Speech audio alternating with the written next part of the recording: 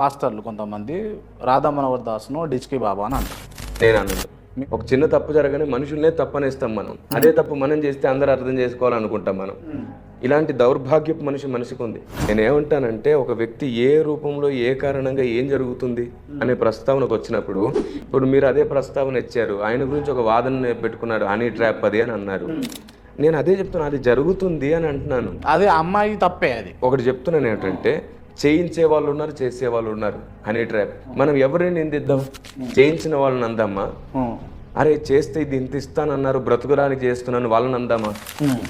అందుకే ఒక సందర్భం వచ్చినప్పుడు స్త్రీ వల్ల జరిగితే స్త్రీ వరకే అంటున్నాం, చేయించిన వారి దగ్గరకు వస్తే చేయించిన వారిని అంటాం. దేని దాన్ని సెపరేట్గా చూద్దాం, వివాదాలే ఉండవు. ఒక గొయ్యి తవ్వితే పాపం పడ్డాడు ఆయన, కానీ మళ్ళీ లేచి నిలబడ్డాడు. పడ్డందుకు అందామా, గొయ్యి తవ్విన ఉందందామా? ఇలా సపరేట్గా చూడండి చాలు. అంతే. ఇదేంటంటే నిందించే ప్రయత్నం చేస్తే ఒకరోజు వాళ్ళ జీవితంలో కూడా అలాంటివి జరిగిస్తే మొత్తం నిందించాల్సి వస్తుంది. ఏంటి ఒకరినొకరు నిందిస్తూనే బతికేద్దాం? ఇదే సమాజం అవుతుంది అప్పుడు. నిందించడం గొప్ప విషయం కాదు, బుద్ధి లేని వాళ్ళందరూ నిందిస్తారు. బుద్ధి కలిగినోడు మాత్రమే నిజాన్ని తెలుసుకొని పడిపోయిన నిలబెడతాడు. అదే సమాజం.